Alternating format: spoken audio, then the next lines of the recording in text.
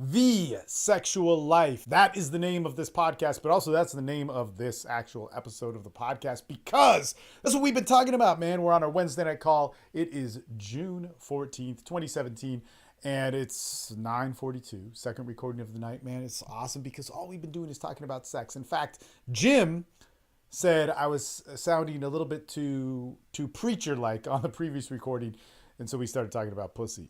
This is something that all people should talk about, and we were talking about it in just the sexual experiences of one guy and what that kind of meant. And see, lately how the call's been going is that we should have one call really for guys that are trying to get laid but not yet getting laid, and then guys that are actually fucking. And they're two completely different conversations, and they're almost like worlds apart, even though we might be talking about the same thing. And the reason for that is because there's so much that changes in you when you are having sex.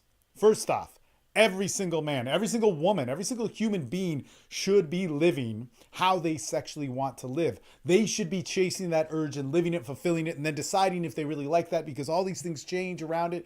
And man, it's such a gift. It's one of the greatest things that's going to come your way. Right. And the other thing is that every single man or woman or whatever, I only speak to men, but every single guy should be around men that are having sex. And so the guys that aren't having sex can get a window of what it is that they can actually look to and expect and even reach out when things get confusing. And that's really what is so important and so awesome about our groups. But I wanted to talk about the sexual life because we would talk about living the sexual life all the time. Living the sexual life. What does that mean? And for me, that means a huge thing. In fact, when I named the company, or when I named the stuff that I was doing, broadcasting it as the sexual life back in 2010, because before that it was just Steve Maedo, or my pickup name, or all these different things. It was because sex changed me so much. It changed me fundamentally who I was in so many different ways. But one of the things that was so important behind that was I went for it, man. I chased it. It meant something to me. I fulfilled my urge. I wanted to sleep with multiple women. I wanted to know what it was like to go to these different places in sex. I wanted to know why these different emotions came up. I wanted to know just why I loved tits. I loved feeling them. I loved chasing them. I loved hearing a woman moan. I loved her ass. I loved fucking her. I loved how my dick looked in it. I wanted to know why I felt all those things, or why even I went through this like emotional change when my dick was inside of him. And then as soon as I blow my load, it changes. Living the sexual life and being that, in having those experiences, puts you in touch with a sense of self that goes far beyond just the want of wanting to get laid, that goes far beyond just the hunger and the desperation that comes in going like, man, I really want to get laid and I want to get the things I want and I want to fuck the hottest chick and yada, yada, yada. It goes far beyond that because it shows you your identity at the core of who you are. And why is that important? Because it moves into every single area of your life. It moves into actually one of the fundamental bedrocks of your life, which is your relationships, who you're going to be with, who you're going to fall in love with, who you're going to share time with, all these different things, which are so freaking important. That's not why we're having sex. And hey, I get it. You want to chase hot chicks? That's cool. You should do that. You want to just fuck hot chicks? That's cool. But what I actually hear from men these days is like, man, I just want to fuck hot chicks. I want to get it for validation because it's supposed to make them happy, because they have this urge, but they're not in touch with the urge. They're just in touch with wanting to like get something which everybody says is good, and they don't know why their dick's hard. Man, what a fucking beauty. What a beautiful thing in that. Man, I went a little bit long there, but guys, just before I get off on this, because we all know when I get talking about sex, it's a beautiful thing, man. It gets pretty fucking crazy. If you're listening to this podcast on iTunes or Stitcher or on YouTube or whatever, click the free stuff link down below. Get the free download of the month. Get on our email list. Interact with us. Join our free group, Austin Men's Development. And if you want to step it up, join our calls like this one here where we're talking about this. So, man, we all got kind of sidetracked. I mean, and a couple of us started telling stories of women, but this one guy was talking about the joy of the girl that he's fucking now. Right? And she's a smaller girl, and just the feeling of that. And like when basically, what do they say in The Last Temptation of Christ, the movie, but it's also a book by Nikos Kazantzakis. But they say, Mary Magdalene says, there are many women, there's one woman in the world with many faces. And there's only a certain beauty that women can get out of you. that comes through pleasure, that comes through allure, that comes with her femininity, that comes with all these different things that a lot of men fear. You know, a lot of men want to put in a cage because it's so goddamn powerful. You know, when you look at the whole reasons, or if you look at the theoretical purpose, or if you want to paint it in a nice picture, all the reasons why in Islam they do the different things that they do is because women are so powerful. Why can't women sing?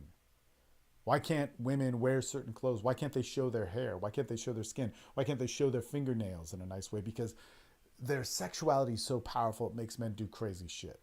Now, obviously, it doesn't justify fucking any of the, well, whatever. I don't know. If you believe in that, you believe in it. But then we look at, in America, in the US, what men are doing to women. There are certain factions. We look at these, men go their own way groups. I don't need women. I don't need to have sex. I do my own thing. I take care of myself, you know. Or we see the red pill thing where we're like, we're going to do this and that to women. And there's valid points to all these groups, right? They happen for a reason. There are cultures of men this way because there's a need and a vacuum for that masculinity. But it's like, this chick is too powerful. If my dick gets hard to her, let's put her in a fucking cage, man.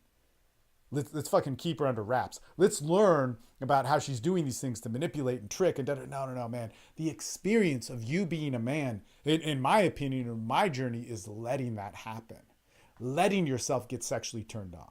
Letting a woman do her thing and change your brain. Because the reason why I'm not afraid to let myself get caught in that trap is because I've been in that trap and I've lived through it. And when I panic in that trap and I freak out, and I go, oh my God, man, I'm falling in love with this girl. Or, oh my God, this girl made me come so hard. Or this small framed girl that made my dick get fucking hard and come, and then made me feel love, and then made me want to do things for her, and made me want to serve her. Jesus Christ, man, that's a femininity that I want to be a part of. And you know what?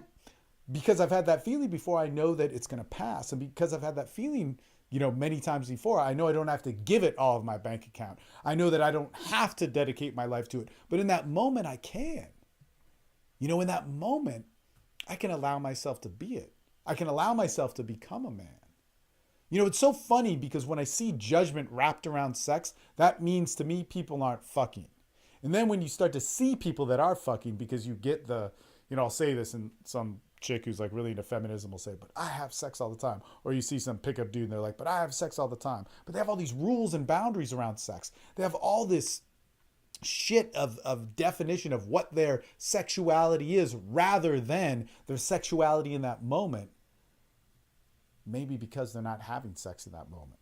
You know, it got brought up with another story. It's like all these guys are talking about, you know, not being able to get it up, you know, 2 or 3 times with a girl of having sex with her. Well, and, you know, Jim said, he said, I ask him what I always ask. What color were her nipples? What were her nipples like? What were her breasts like? Because when you're out of the moment, and when sexuality becomes a competition, when your sex act becomes something that is not your own, when it becomes this chore or this fear of, oh my God, I might underperform, and all these things are overwhelming. They're for real, man. We all feel them. We've all been there. It's a very, very common thing. But we have to get back into that moment. We have to realize sex isn't just the orgasm. We have to realize sex isn't just the power play. It isn't just the divorce your parents got or that you went through. That the dynamic of men and women is such a broad, amazing thing that if you and you're a heterosexual man, you cut women out, or you try and control that faction of women coming in because you're trying to protect yourself, or you don't want to get screwed over or again or whatever, you're not being you. You are holding back the force of nature that is within you saying, man, I just want to get carried away. I just want to put a baby in this woman. I just want to give her everything. I want to serve her. I want to make her feel good. I want to make her feel like the queen that she deserves and all these different things. And man, it's a fucking great thing. And guess what? The dialogue of a sexually healthy man that's out there fucking, that has those experiences, guess what he's going to say? He's going to allow himself to talk about that shit, man. He's going to sit down with his buddy at a cafe and just go, man, I think I'm falling in love. This girl makes my dick feel too goddamn good. And then 3 weeks later, he's going to be sitting down with that same buddy and he's going to go, man, fuck women. Jesus Christ, man. I just need to chill out. This fucking chick is crazy, man. She's just talking about her, blah, blah, blah, blah, blah, blah, blah. And we let ourselves do that. It's not that we want to solve this problem. We want to start having a dialogue that is fueled by sex. And if you watch, actually, the London 2011 21 convention speech, I talk about that, man. I break down the idea, the theory of the sexual life. Man, there's sex, the act, or there's seduction. There's sex, the act, and then there's your sexuality. And see, it's a beautiful thing, man. The seduction part is the beginning. It's what starts it off. It's that stuff that happens before the act. It's that stuff that happens after the act. It's that stuff that carries you through, that makes you get involved. And you can't take that out of sex. You take the seduction out of sex, man, what are you doing? You know, I'm all for jerking off. I'm all for porn. I'm all for whatever. I'm all for just sport fucking every once in a while. But man, you got to put that human dynamic into sex at one point, and that is a huge thing. And guess what? You can't take the sex out of sex either. When I fuck, when my dick's in a woman or whatever, I'm going to do my thing. I'm going to do my expression. I can't tailor my expression for what you're supposed to do or care about political correctness. But the best thing, which is going to change your fucking life, and this is why it's so important, you have to get the sexual experiences that your body says you want, your brain says you want, your physiology, your biology says you want, your spirit. You have to have those things.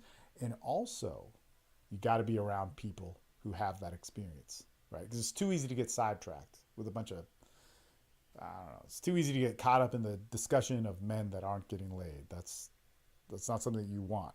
I know that has to happen before dudes are getting laid, but man, the best thing that happens is that sexuality, who you are. How did this woman change me? Any woman that I had good sex with changed a part of me. She has a part of me, and hopefully I have a part of her. That doesn't mean that I own her. That doesn't mean that I put a leash on it, but it means that she gave me a gift that I get to have live within my soul and change my life forever. And same goes for her. And she carries it around with her. She may not think about it. She may not, consciously be going, oh man, Steve was blah, blah, blah, blah, blah. But man, that experience shaped who she was. And that's a fucking awesome thing, man. That's fucking amazing. And to know that there's only one woman in the world, but with many different faces, that I've gotten to see that. I understand a level of femininity. I understand a level of being a woman, of what that is and how awesome that is, and that constant of only the beauty she can give me. Man, that's a great thing. That's fucking awesome. That's what I like. Before I started having sex, what did I like? I liked, whatever it was, let's say blonde girls that kind of had this type of body, that did this and that. And then I got that body, and then I got other bodies, and then I got other women, I got other personalities, I got other experiences, I got other areas and situations that we got sexual in, and I got to experience all this different stuff. And I realized that it was so much more than just that thing that I desired before I had actually really experienced women.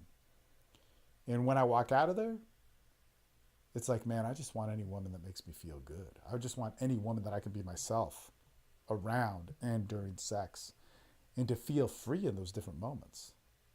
And man, I want to be surprised. The best experiences. So I have a taste like everybody else, but I know that taste can be broken. I like darker skinned girls with darker features and all this sort of stuff. But if I meet a blonde girl and a white girl or whatever, somebody that may not be all my tastes of different things, man, if I sense that sexuality, I want to dive into it. I want to experience it. And I didn't want to at first. I didn't want to in my early 20s. I didn't want to maybe even part of my late 20s. But man, when I let myself start to experience those things, God, it was fucking good. Diving into that sea of women and having femininity all around you. That's how you define who you are. It's a fucking beautiful thing. And nothing else defines that than a bunch of dudes who've actually been there too, talking about it on the real of what the fuck that's like. Because sometimes, like I said, we fall in love. Sometimes we get complacent. Sometimes we get bored. Sometimes we get taken for a ride. Sometimes we get fucked, literally and figuratively. And then sometimes we just go, man, fuck it. This is fucking badass and it's all good. And there is an excellence that comes from that. You cannot trust a man who does not know his sexuality. You cannot trust a man who is holding back part of his sexuality. And you cannot trust your fucking self if you're goddamn afraid all the time. Anyway, if you like this stuff, Subscribe to the podcast. Click the free stuff link down below. You can watch the video if you're listening on iTunes or Stitcher. If you follow that link, and you can also sign up for our groups, our free groups. You can download free stuff that's going to fucking help your life. But you got to do it. And no better thing is we work this shit. We work this shit. I'm going to shut up now so that we can work this shit out on the call. All right. You guys have a good day.